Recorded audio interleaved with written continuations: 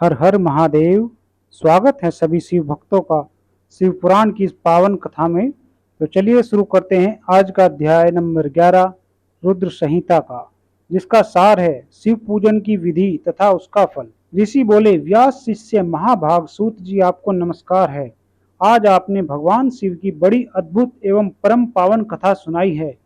दयानिधे ब्रह्मा और नारद जी के संवाद के अनुसार आप हमें शिव पूजन की वह विधि बताइए जिससे यहाँ भगवान शिव संतुष्ट होते हैं।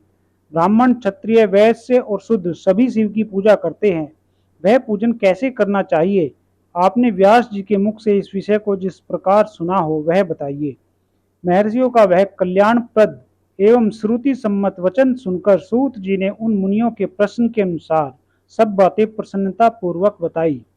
सूत जी बोले, मुनीश्वरों, आपने बहुत अच्छी बात पूछी है, परंतु वह रहस्य की बात है। मैंने इस विषय को जैसे सुना है और जैसी मेरी बुद्धि है उसके अनुसार आज कुछ कह रहा हूँ। जैसे आप लोग पूछ रहे हैं उसी तरह पूर्व काल में व्यास जी ने सनत कुमार जी से पूछा था। फिर उसे उपमुन्य जी ने भी सुना था। व्यास जी ने शिव पूजन आदि जो भी विषय सुना था उसे सुनकर उन्होंने लोक हित की कामना से मुझे पढ़ा दिया था। इसी विषय को भगवान श्री कृष्ण ने महात्मा उपमन्यु से सुना था। पूर्व काल में ब्रह्मा जी ने नारद जी से इस विषय में जो कुछ कहा था वही इस समय मैं कहूँगा। ब्रह्मा जी ने कहा, नारद, मैं संक्षेप से लिंग पूजन की विधि बता रहा हूँ, सुनो। जैसा पहले कहा गया है वैसा जो भगवान शंकर का सुखमय, निर्मल एवं सनातन रूप है उसका उत्तम भक्ति भाव से पूजन करे। इससे समस्त मनोवांछित फलों की प्राप्ति होगी। दरिद्रता, रोग, दुख तथा शत्रु जनित पीड़ा, ये चार प्रकार के पाप तभी तक रहते हैं जब तक मनुष्य भगवान शिव का पूजन नहीं करता। भगवान शिव की पूजा होते ही सारे दुख विलीन हो जाते हैं और समस्त सुखों की प्राप्ति हो जाती है। तत्पश्चात समय आने पर उपासक की मुक्ति भी होती है। जो मानव शरीर का आश्रय लेकर मुख्यतः संतान सुख की कामना करता है उसे चाहिए कि वे संपूर्ण कार्यों और मनोरथों के साधक महादेव जी की पूजा करे। ब्राह्मण, क्षत्रिय, वैश्य और शूद्र भी संपूर्ण कामनाओं तथा प्रयोजनों की सिद्धि के लिए क्रम से विधि के अनुसार भगवान शंकर की पूजा करे। प्रातः काल ब्रह्म मुहूर्त में उठकर गुरु तथा शिव का स्मरण करके तीर्थों का चिंतन एवं भगवान विष्णु का ध्यान करें। फिर मेरा देवताओं का और मुनि आदि का भी स्मरण चिंतन करके स्तोत्र पाठ पूर्वक शंकर जी का विधि पूर्वक नाम ले। उसके बाद सैया से उठकर निवास स्थान से दक्षिण दिशा में जाकर मल त्याग करे। मुने एकांत में मलोत्सर्ग करना चाहिए। उससे शुद्ध होने के लिए जो विधि मैंने सुन रखी है उसी को आज कहता हूँ। मन को एकाग्र करके सुनो। ब्राह्मण गुदा की शुद्धि के लिए उसमें 5 बार शुद्ध मिट्टी का लेप करे और धोए। क्षत्रिय 4 बार, वैश्य 3 बार और शूद्र 2 बार विधि पूर्वक गुदा की शुद्धि के लिए उसमें मिट्टी लगाए। लिंग में भी 1 बार प्रयत्न पूर्वक मिट्टी लगानी चाहिए। तत्पश्चात बाएं हाथ में 10 बार और दोनों हाथों में 7 बार मिट्टी लगाकर धोए। तात प्रत्येक पैर में 3-3 बार मिट्टी लगाएं। फिर दोनों हाथों में भी मिट्टी लगाकर धोएं। स्त्रियों को शूद्र की ही भांति अच्छी तरह मिट्टी लगानी चाहिए। हाथ पैर धोकर पूर्ववत शुद्ध मिट्टी ले और उसे लगाकर दांत साफ करें। फिर अपने वर्ण के अनुसार मनुष्य दतुन करे। ब्राह्मण को 12 अंगुल की दतुन करनी चाहिए।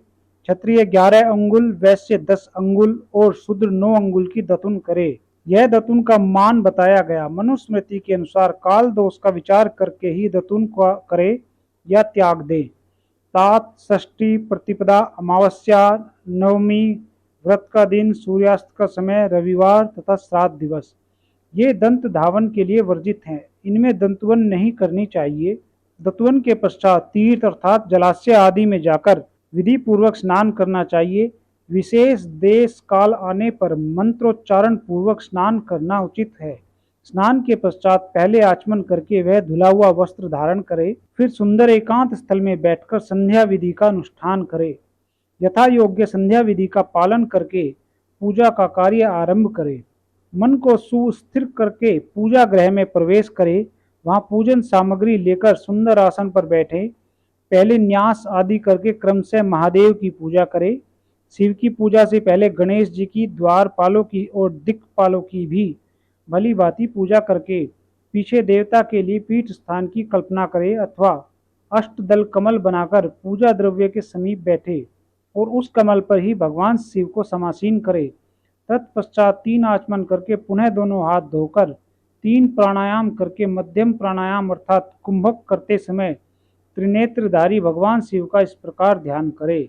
उनके 5 मुख है, 10 भुजाएं हैं, शुद्ध स्फटिक के समान उज्ज्वल कांति है, सब प्रकार के आभूषण उनके श्रीअंगों को विभूषित करते हैं तथा वे व्याघ्र चर्म की चादर ओढ़े हुए हैं। इस तरह ध्यान करके यह भावना करे कि मुझे भी इनके समान ही रूप प्राप्त हो जाए। ऐसी भावना करके मनुष्य सदा के लिए अपने पाप को भस्म कर डाले। इस प्रकार भावना द्वारा शिव का ही शरीर धारण करके उन परमेश्वर की पूजा करे। शरीर शुद्धि करके मूल मंत्र का क्रमशः न्यास करे अथवा सर्वत्र प्रणव से भी षडंगन्यास करे। ओम अधेत्यादि रूप से संकल्प वाक्य का प्रयोग करके फिर पूजा आरंभ करे। पाद्य, अर्घ्य और आचमन के लिए पात्रों को तैयार करके रखे। बुद्धिमान पुरुष विधि पूर्वक भिन्न भिन्न प्रकार के 9 कलश स्थापित करे, उन्हें कुशाव से ढककर रखे और कुशाव से ही जल लेकर उन सब का प्रोक्षण करे। तत्पश्चात उन सभी पात्रों में शीतल जल डाले। फिर बुद्धिमान पुरुष देखभाल कर प्रणव मंत्र के द्वारा उनमें निम्नांकित द्रव्यों को डाले। खस और चंदन को पाद्य पात्र में रखें। चमेली के फूल, शीतल चीनी, कपूर, बड़ की जड़ तथा तमाल, इन सबको यथोचित रूप से कूट पीसकर चूर्ण बना ले और आचमनीय के पात्र में डाले। इलायची और चंदन को तो सभी पात्रों में डालना चाहिए। देवादिदेव महादेव के पार्श्व भाग में नंदीश्वर का पूजन करें। गंध, धूप तथा भांति भांति के दीपों द्वारा शिव की पूजा करे। फिर लिंग शुद्धि करके मनुष्य प्रसन्नता पूर्वक मंत्र समूहों के आदि में प्रणव तथा अंत में नमः पद जोड़कर उनके द्वारा इष्ट देव के लिए यथोचित आसन की कल्पना करे। फिर प्रणव से पद्मासन की कल्पना करके यह भावना करें कि इस कमल का पूर्व दल साक्षात अणिमा नामक ऐश्वर्य रूप तथा अविनाशी है, दक्षिण दल लघिमा है, पश्चिम दल महिमा है, उत्तर दल प्राप्ति है, अग्निकोण का दल प्राकाम्य है, नैत्रत्य कोण का दल ईशित्व है, वायव्य कोण का दल वसित्व है, ईशान कोण का दल सर्वज्ञत्व है और उस कमल की कर्णिका को सोम कहा जाता है। सोम के नीचे सूर्य है, सूर्य के नीचे अग्नि है और अग्नि के भी नीचे धर्म आदि के स्थान है। क्रमशः ऐसी कल्पना करने के पश्चात चारों दिशाओं में अव्यक्त महतत्व, अहंकार तथा उनके विकारों की कल्पना करे। सोम के अंत में सत्व, रज और तम, इन तीनों गुणों की कल्पना करे। इसके बाद सधोजातम, प्रपध्यामी इत्यादि मंत्र से परमेश्वर शिव का आवाहन करे। ओम वामदेवाय नमः इत्यादि वामदेव मंत्र से उन्हें आसन पर विराजमान करे। फिर ओम तत्पुरुषाय विद्महे इत्यादि रुद्र गायत्री द्वारा इष्ट देव का सानिध्य प्राप्त करे। उन्हें अघोरेभ्यो अथ इत्यादि अघोर मंत्र से वहां निरुद्ध करे। फिर ईशान्य सर्व विद्यानाम इत्यादि मंत्र से आराध्य देव का पूजन करे। पाद्य और आचमनीय अर्पित करके अर्घ्य दे। तत्पश्चात गंध और चंदन मिश्रित जल से विधि पूर्वक रुद्रदेव को स्नान कराएं। फिर पंचगव्य निर्माण की विधि से 5 द्रव्यों को एक पात्र में लेकर प्रणव से ही अभिमंत्रित करके उन मिश्रित गव्य पदार्थों द्वारा भगवान को नहलाएं। तत्पश्चात पृथक पृथक दूध, दही, मधु, गन्ने के रस तथा घी से नहलाकर समस्त अभिष्टों के दाता और हितकारी पूजनीय महादेव जी का प्रणव के उच्चारण पूर्वक पवित्र द्रव्यों द्वारा अभिषेक करें। पवित्र जल पात्रों में मंत्रोच्चारण पूर्वक जल डाले। डालने से पहले साधक श्वेत वस्त्र से उस जल को यथोचित रीति से छान ले। उस जल को तब तक दूर न करे जब तक इष्ट देव को चंदन न चढ़ा ले। तब सुंदर अक्षतों द्वारा प्रसन्नता पूर्वक शंकर जी की पूजा करे। उनके ऊपर कुश, अपामार्ग, कपूर, चमेली, चंपा, गुलाब, श्वेत कनेर, बेला, कमल और उत्पल आदि भांति भांति के अपूर्व पुष्प एवं चंदन आदि चढ़ाकर पूजा करे। परमेश्वर शिव के ऊपर जल की धारा गिरती रहे, इसकी भी व्यवस्था करे। जल से भरे भांति भांति के पात्रों द्वारा महेश्वर को नहलाए। मंत्रोच्चारण पूर्वक पूजा करनी चाहिए, वह समस्त फलों को देने वाली होती है।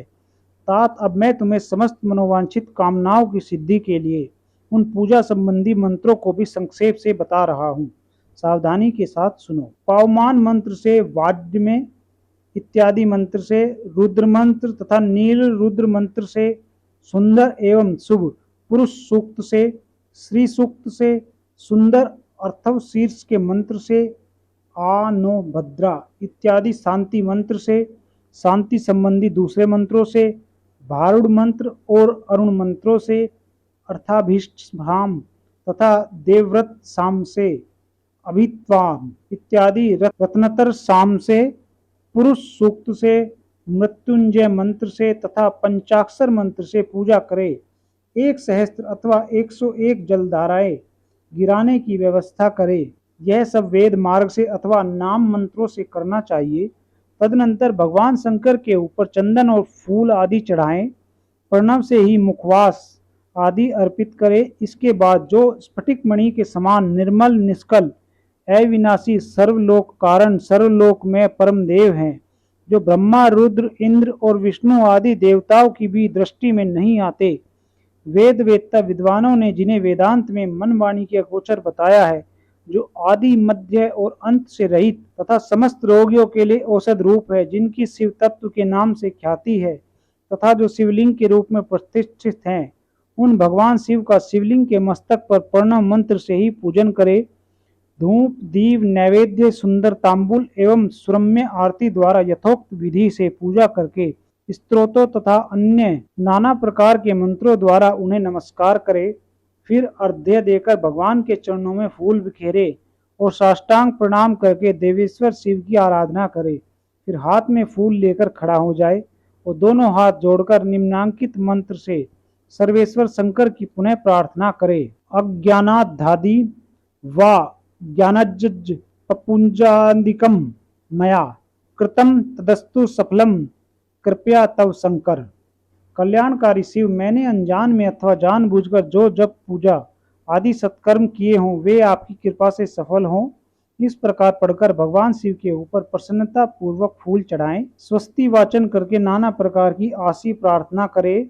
फिर शिव के ऊपर मार्जन करना चाहिए। मार्जन के बाद नमस्कार करके अपराध के लिए क्षमा प्रार्थना करते हुए पुनरागमन के लिए विसर्जन करना चाहिए। उसके बाद अध्या से आरंभ होने वाले मंत्र का उच्चारण करके नमस्कार करें।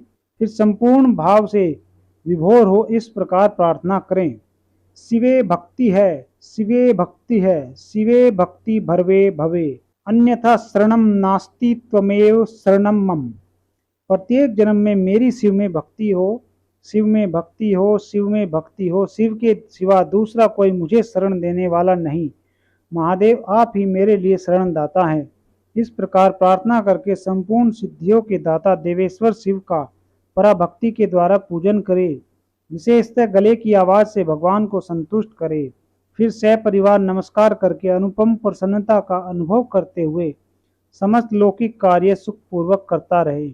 जो इस प्रकार शिव भक्ति परायण हो प्रतिदिन पूजन करता है, उसे अवश्य ही पग पग पर सब प्रकार की सिद्धि प्राप्त होती है। वह उत्तम वक्ता होता है तथा उसे मनोवांछित फल की निश्चय ही प्राप्ति होती है।